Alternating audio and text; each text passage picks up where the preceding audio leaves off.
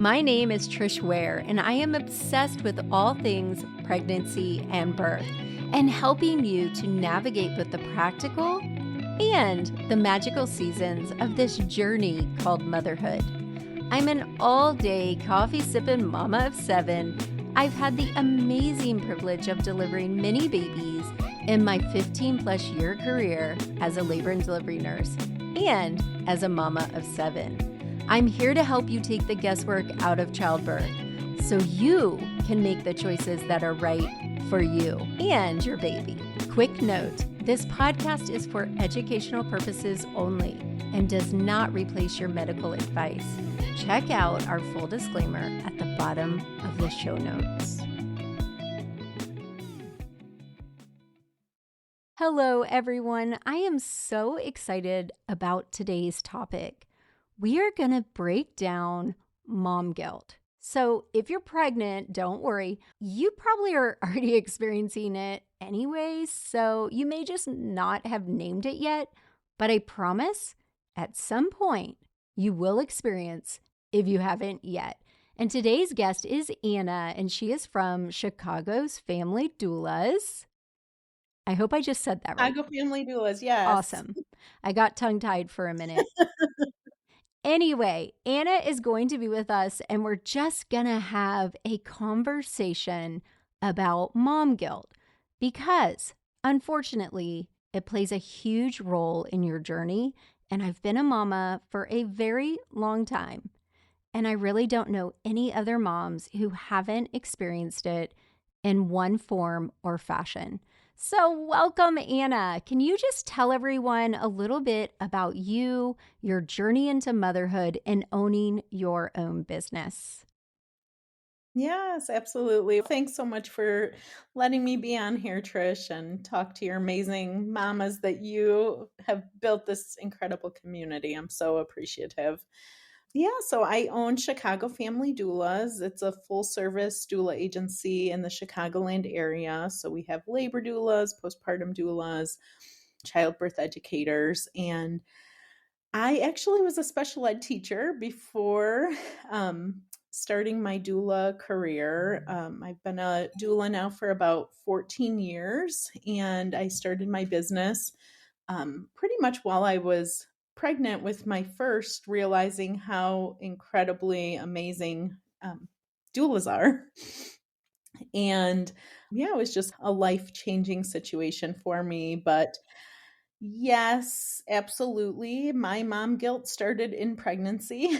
And I would say it's a daily, multiple times a day internal dialogue that I have about, should I feel bad about this or should I stand my ground about this? And it's pretty amazing that I've been able to connect with so many moms over the years. Our agency's grown quite a bit and we have about 150 doulas. So that means I have this awesome opportunity to support thousands of moms every single year, which is, I hear a lot. And I talk a lot of moms down from all their big feelings. Yes, I totally get you. I was just saying to my mamas, which I was telling you before we started recording, that inside my membership, we're on our own app and I can go live inside of there, and so can my team. And so I found myself the last week or two going live first thing in the morning and just hanging out with some of these mamas as we're getting ready for work and getting ready for our days. And I have hung out with postpartum mamas more in the last couple of years as a labor nurse than I ever have, because we recover you and we send you on your merry way after 2 hours. So up until recently, my experience with postpartum has mostly been like anyone else who's had a baby, because I've had 6. So it's just been a postpartum mom. So I have learned so much from my community. So this morning, speaking of, I told my mamas that I was going to be hanging out with you and talking about mom guilt. And we had a really amazing conversation. So I'm super excited about some of the things you and I are going to talk about. So I guess I want to dive right in and just get to those things. So why don't you explain to everyone what exactly is mom guilt and why do most partners or fathers not experience it? Yeah, that's a big question. So, mom guilt is this overwhelming feeling of anxiousness, not being enough, guilt, just Yeah. feeling bad about what we can't accomplish or that our interactions with our kiddos weren't the best and we weren't 100% in everything that we did. And it usually revolves around kids, your children, but it could also be household stuff. It could also be not cooking dinners that are amazing and consistent. Really, all the things that change from all the roles that change from being not a parent to a mom. So I think it looks similar in a lot of ways for most people. It's just feeling bad and overwhelmed and not good enough. But it could also look like anxiety. It could also look like defeat. So I think there's varying levels. The postpartum side of the community took us by surprise. So we've done a lot of research and put a lot of heart and soul into it. And I think with mom guilt, and specifically, there's this sense of I I'm not being perfect or I'm not doing all the right things. I'm going to cause future harm or not do enough for this child. And I think there's also a friend that comes along with that guilt, which is shame. Oh, yeah, absolutely. They're like best buddies, like hand in hand. I'm guilty. Now I'm shameful. And you're right. Like it morphs and it changes minute by minute sometimes. One minute you're fine telling your kids, like, go watch a TV program. I need some time alone. And then you're like, oh my God, I should have spent time with them. Like, why did I need time alone? Then you're like, I need more time alone because if I don't have time alone, and it's like this thing. So, why why do our husbands, why do the fathers not feel this way? Yeah, I think it's so complicated, but I feel like social pressures, social expectations, and those cause expectations that they have of themselves. I just had this conversation with my husband the other day. He texted my 13-year-old two times in a day, and he said, Me and Jules have been communicating all day. And I was like, "Oh, really? That's awesome. What were you guys talking about?" And he's, "Yeah, just different things." And then I look at my daughter's phone and as we're talking, I'm like, "Oh, it's awesome. You were chatting with your dad today?" She's like, "No. What are you talking about?" I just texted him back twice. And in my husband's eyes, that was enough. And that was a good relationship with our 13-year-old who I intentionally have conversations in the car. I'm like, please put your phone away. Let's talk. Let's chat about the day because that's when I have her captive. But Yeah. even with that, I'm like, okay, I talked to Jules for only 17 minutes today. That's not enough. I'm like calculating what is enough. Yeah. And for him, enough was literally two text messages. And I With 6 6 words. words, Yeah. yeah, exactly. And it's interesting, like, the expectations that I think our partners, especially husbands, put on themselves versus what we put on ourselves. Much lower, probably. Yeah, Yeah. and then society, I was making a joke about this the other day, but my husband will take the kids to the park once a month, and he gets 20 compliments. Like, "Oh, wow, that's so great that you're involved," and, "Oh, that's nice. Where's your wife? What is she doing?" And Yeah. I don't know if anyone has ever told me that, even if I take them to the park every single day. Nobody's been like, Like, "Good where's your, job." yeah. No. Okay. So funny that you said that because I had gone over some of the things that you sent and some of the things that I wanted to ask you. And so a little bit of my backstory. I was married for a very long time to one person, no longer married to him, married to the most incredible human I have ever met in my life.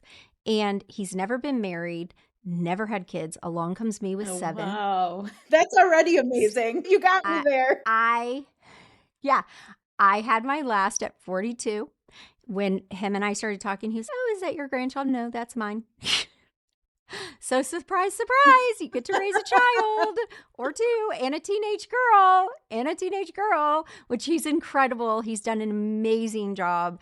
But that being said, I think he communicates in a way that I've never experienced. My father did not communicate the way that he does. He communicates. He tells me what he's feeling, how he's feeling. Sometimes he's communicates his feelings way better than I do. But and so we were talking this morning about this when I was asking my mamas, and we were saying, agreed with what you said. There's so many more expectations from other women. Like you said, it's not other dads coming up asking him, "Where's the mom? Why are Oh, you at the park?" It's 1,000%. women. Yes. So it's coming from other women. And the other thing is, we are typically built to be nurturers, built to be the carers. And our husbands, a lot of times, see things less emotionally and more logically. And so I think for Steve, when we are having a situation or a discipline thing or whatever, he's able to not take it personally or emotionally. And I would say he 100% parents with, we've been together 3 years now, and Grayson he's 8 now. So we've been together for a while, and he still stays a lot less emotional than I do in the situation. And I can't tell you, big or small, I'm like, "Oh my God, this is because of me. I've failed. I shouldn't have let him watch that YouTube show. I should not have done this. I should not have." I'm way back, and he's just very logical and move forward. And so we were talking about this in the community, that we're different. Like, how we approach situations are different. But the whole park thing triggered one thing we talked about, and that was one thing that's bothered me from the get-go. And I started my journey very young. But why is it that when I want to go somewhere, I need to get a babysitter? But when our husbands want to go Oh, yeah. somewhere, like, they just go. They don't have Yeah, to get a babysitter. exactly. And they don't say, "My wife's watching the kids for me to go out tonight," or any of that stuff. Like, we have to say, "Oh yeah, my husband's watching the kids so I can do this tonight," or whatever. It's just it's a weird thing. So I was telling my girls, have those conversations while you're pregnant. Figure those things out. We didn't do that. We didn't have those conversations. We set ourselves up for some of those. So we just got off on a whole nother podcast topic. Absolutely. No, I think that all the time. I say it to my husband. I'm like, "It's funny, you leave or go to work or go upstairs to take a shower. You don't have to make that announcement to anyone. But Yeah. when I do any of those things, hey, I need to run to the gas station really quickly, or I'm going to walk across the street to my mom's, I have to make those announcements and I have to figure out all the logistics of things. And I say have to, and now I'm like questioning myself, but that's what I think a lot of families set up for themselves. Mhm. And that perpetuates this mom guilt of it all falls on us. And if things aren't perfect, then we have to fix it, as opposed to it's Mhm. this entire family's responsibility to figure things out. Yeah. And you're right, it's certainly something that you talk about ahead of time, and then it's these ongoing conversations. And Yeah. one of my friends works with a therapist, and she was saying that her and her husband, and I think this is just a strategy that probably a lot of therapists use, where they like write down everything that needs to happen in the household, all the tasks that need to be done. And they look at it and say, "Okay, which parts of these are my true responsibility and you can't do? And then what parts are your responsibility? And then how do we divide up the rest of the things?" And it really creates this awareness of responsibility that I think just a lot of partners don't necessarily have. And it all just perpetuates this feeling of not being Yeah. enough because we're trying to be so much. Right. Yeah. And the other thing that I was talking to them about this morning, one of the first workshops we had, because as you came in and did a workshop, we do weekly workshops in the community on all sorts of topics, from trying to conceive. We've had fertility specialists all the way to about 1 to 2 years postpartum. One of them was accepting imperfect help. And that was really, for me, I'm 8 years postpartum. For me, that was really good to hear because I have a really hard time with just doing it all because I do it quick and good and fast and I get it done. And so I would say that, and I was telling them that even my husband is so sweet. He makes the bed almost every weekday. And I have a lot of stuff on my bed. Like I got a lot of stuff. And a lot of times he'll leave some things off. And a few times I've been like, why didn't you put those on? He's, because you always fix them or say something about them. And I was like, oh, girl, I'm still struggling with this. So for those of you guys listening, like really get in a habit of accepting help that's not as good as you would do in your, don't say that out loud.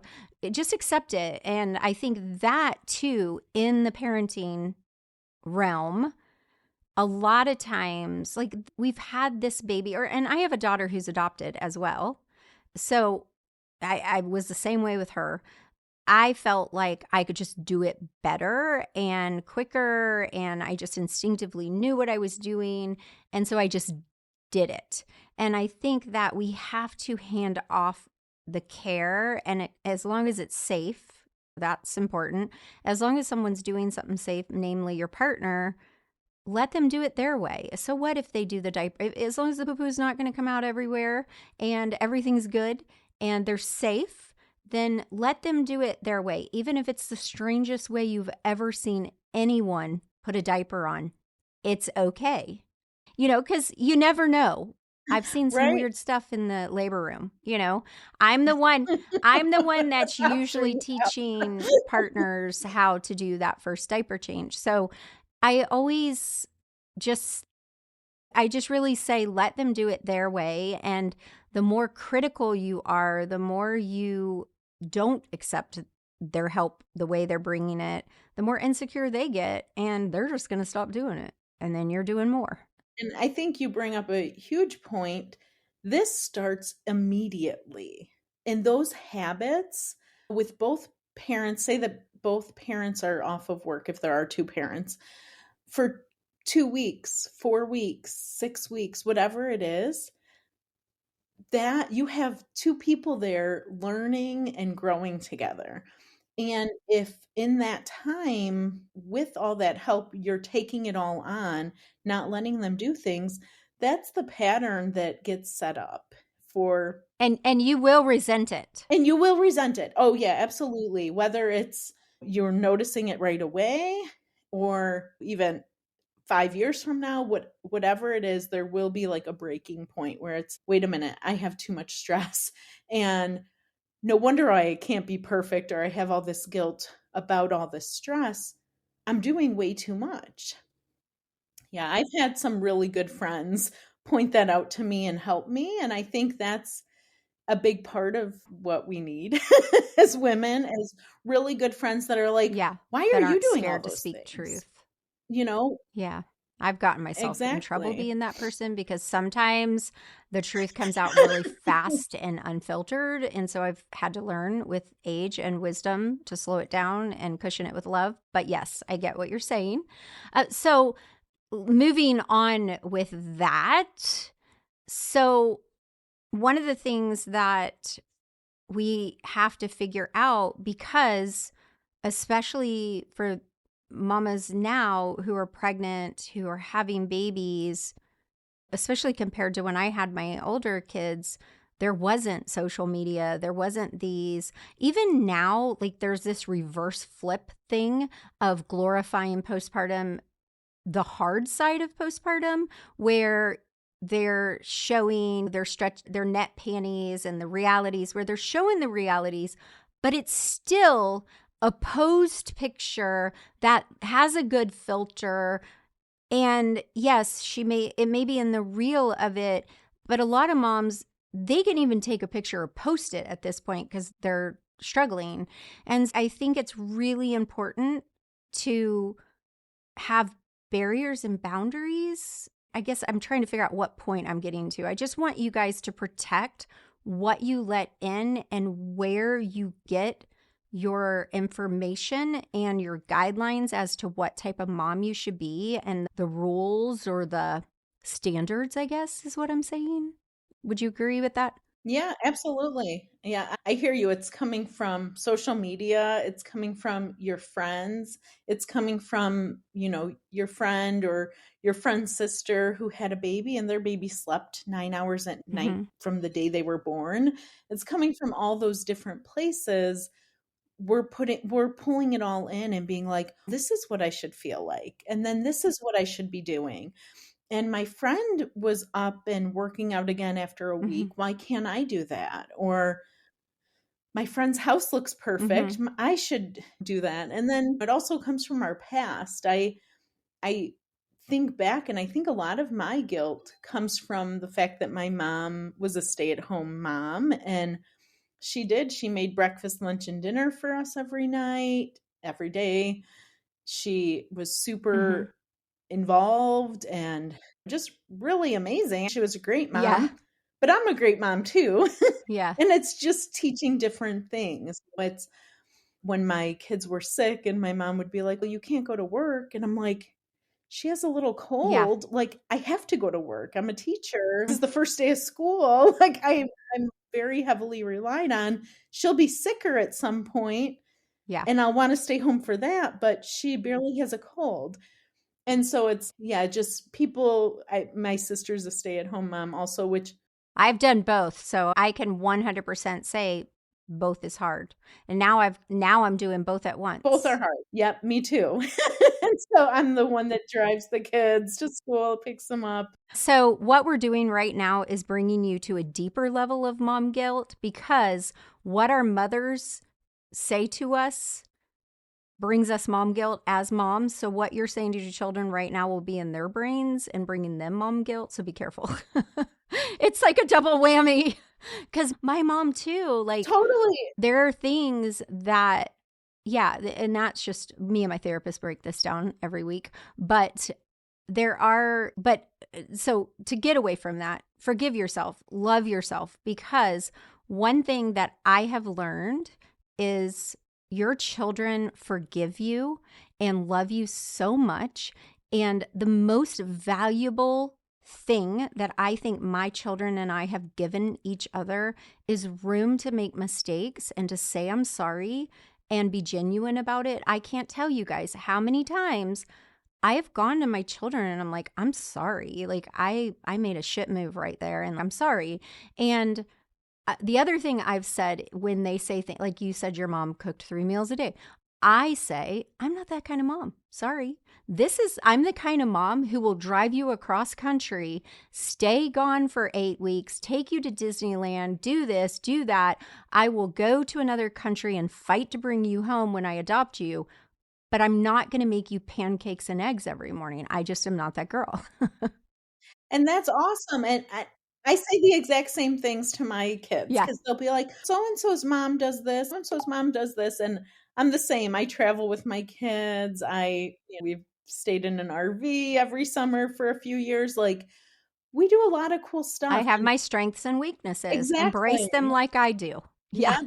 Yeah. And yeah, and I remind my kids of that too. But I think it has to start with knowing yourself. And I think Hmm. this often that I'm so glad I worked through these bigger feelings and have been able to talk myself out of feeling bad about having to work or Hmm. whatever, like having to do anything. Oh no, just because now as the kids are older, when they say, "That's not fair because so and so this," I'm like, "Know who I am." And no, it is fair because I do these things and they don't have to do those things and or whatever. Yeah, I totally agree with you. And I think the other thing is because I had my oldest when I was very young, made so many mistakes, but on the other hand, I did some things good because I was young and I had a lot of energy. And then I had my last one old, a whole different story. And I have 7, so it's my whole life.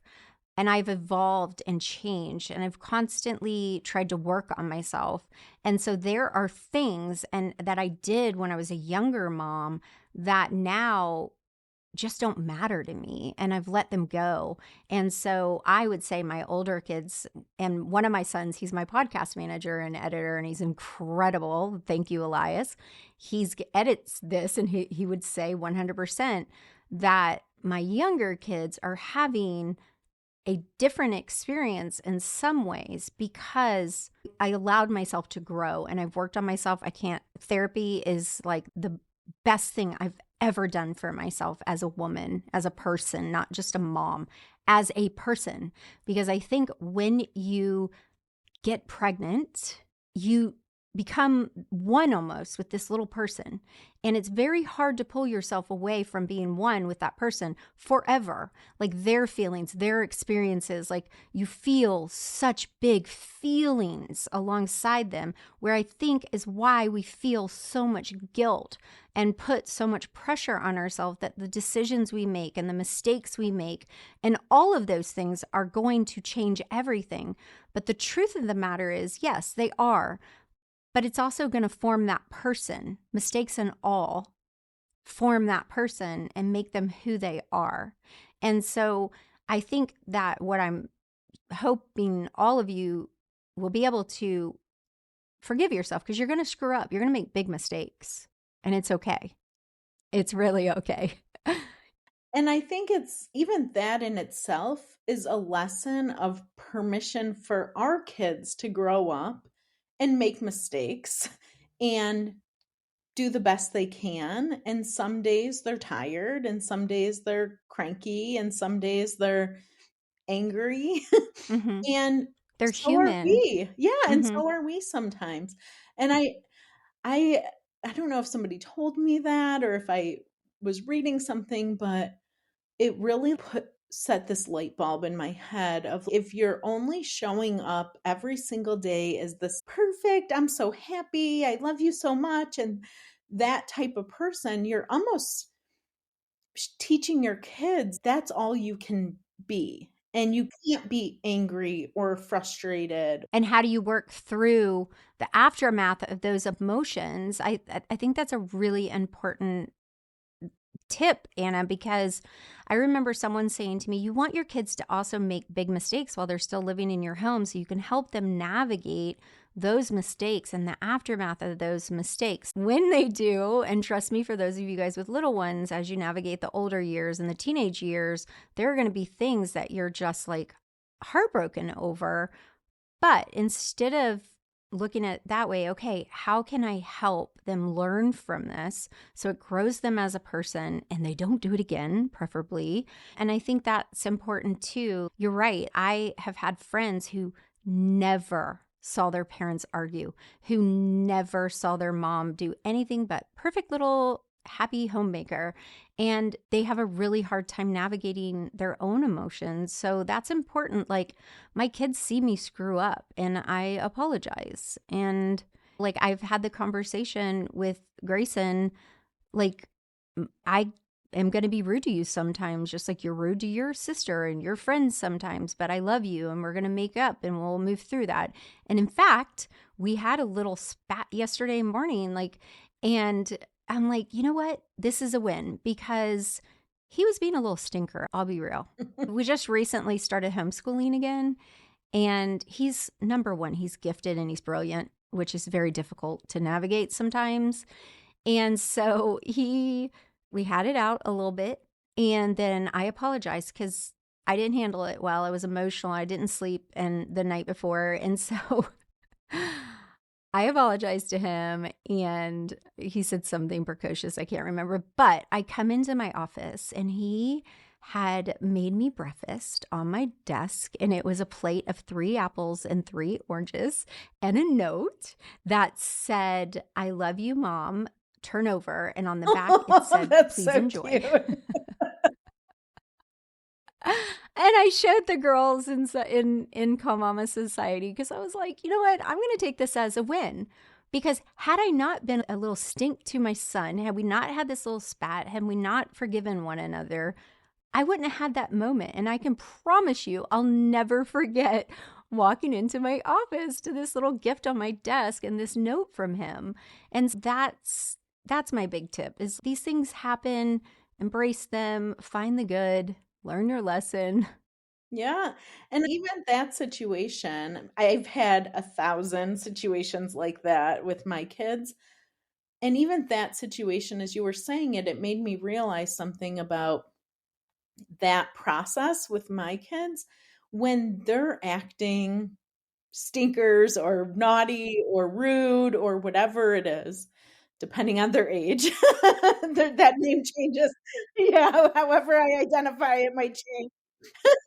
My best friend adopted a little boy and he was like 3 or 4 at the time. And I found the funniest card and inside it said something like the little asshole or something. And I was like, only your best friend can call your child a little Oh, asshole. totally. Maybe Yeah. some family members that you love. Yeah. But whatever, however they're acting, we can have feelings about that. And when I'm annoyed with my kiddos and they're being naughty and I have feelings about it and I say, you stressed me out. Like I did all these interactions with you today I was trying to be positive and you just kept pushing me away or you kept yelling at me, whatever it is. Yeah. They like, We're and they, human.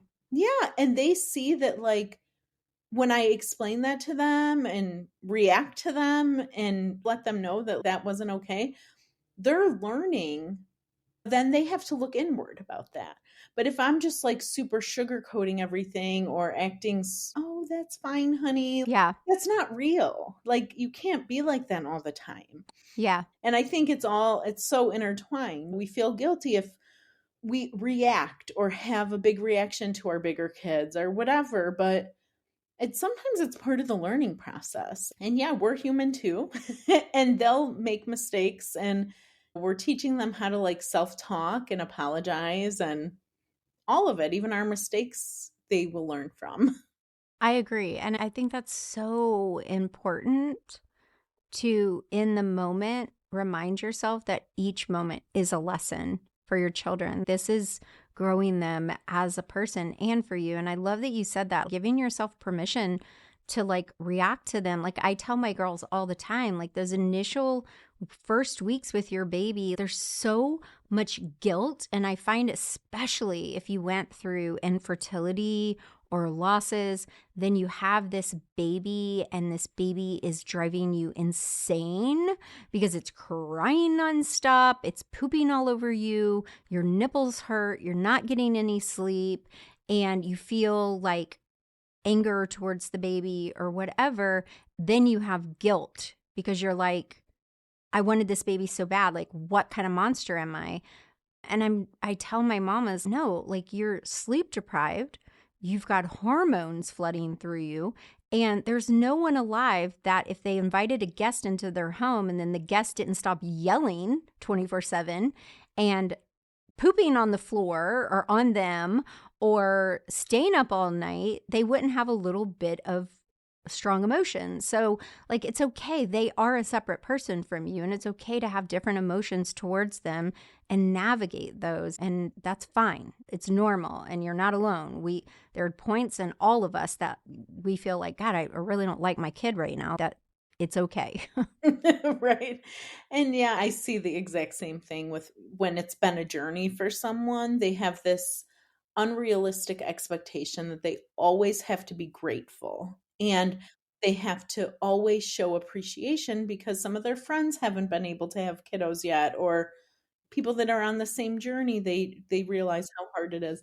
But also just that expectation, I think what we imagine it to look like And then the reality of it, there's just like a Yeah. really big disconnect. I think you imagine, oh, I'm gonna just be so in love with my sweet baby, and they're gonna be so adorable.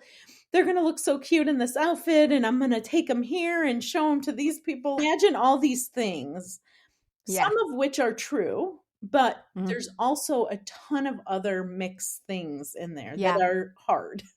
Yeah, I love that you brought that up. I think that's so important. And my team and I, because we just got done with Fearless Birth Experience, we do this 5-day free workshops. I teach a ton. I think I taught 18 hours altogether between lives and hanging out and classes. And one of the things that, like I told you, that's become a huge surprise to us is this postpartum side of the membership. And there's something magical happening with this group of mamas and with my team because we're all moms, the majority of us. And I was telling them, like, I was meeting with my mamas. I went live in there and we were talking, and I was like, I don't know how to explain this to these pregnant mamas who are attending Fearless Birth Experience that, yes, because they're like, oh, I can't wait for the membership. I'll get the labor bat signal. I'll have access to a birth nurse and doulas and but then I'll have the baby and that'll be that. I don't know how to explain to them that's when you really need us. That's when you really need your community. That's when you really need support because it doesn't always look the way you think it's going to look, and it's hard and it's lonely. It's very isolating, and there's many big emotions involved. And I love my postpartum girls. We meet every Thursday, and they've connected in a way that I did not see coming, and it's just been really beautiful. And I don't know how to explain that to the outside. I don't know how to explain to pregnant moms what's coming, you know? Can't. I don't you Mm-mm. can't. One of my best friends just had her first baby at 42, so we feel Yeah. you. And she has apologized to me like 100 times, and I love her to death, and I Yeah. went to her birth as her doula, and we visit her often, but she's just, "Oh my gosh, I can't You believe just don't what." know what you don't know. Yeah, I she's because she was a teacher, and she is a teacher, but you have all these feelings like, "Oh, I get it. I'm a nanny," or "I get it. I'm a nurse," or "I get it. I'm a teacher," or "I get it. I'm a doula." You don't. And I it's so funny to me too because we have a lot of doulas on our team that don't have children yet, and every single one of them after they have kids tells me the same thing. "Oh my gosh, I wasn't as empathetic as I should have been. Like, I can't believe how hard this is." And it is. You can't, it's not something that you can teach somebody. It's like I put birth and having and raising a baby in that category of you really don't know until you've done it. And there's not many things in life that you can't imagine yourself and like be empathetic about, but those are two that I'll stand true to that. I 100% believe it. And even each birth, because I've had 6, each birth is so different. And I tell them all the time, that's your experience with that baby. And it can be so different than the other one. Like, it's just so amazing. I'm so glad that we had this conversation today. I think it's so important to talk about and to feel free to express to others like what you're going through, what you're feeling. Don't leave it just to have this dialogue inside your head. Like, talk to a friend that you trust. If you're one of our members, talk to us. We'd love to hear from you. I'm sure that Anna's clients have the availability to talk to them, and just don't try to navigate it alone. Nope, Like, you that's a don't huge have to. myth. And one of the things that I hear from families when they're struggling, it's probably the number one thing they say to me is, I thought that I had to do it by myself. Other families are doing it by themselves. And I'm like, they're actually not. Everybody has to have support systems. And thank you for being such a huge support system to so many families. It is so needed. Thank you so much for coming on today. Can you tell everybody where they can find you? Yeah, you can find me. Thank you also, Trish. But you can find me at Chicago Family Doulas. You can call me 312-765-3012 or email us at chicagofamilydoulas@gmail.com.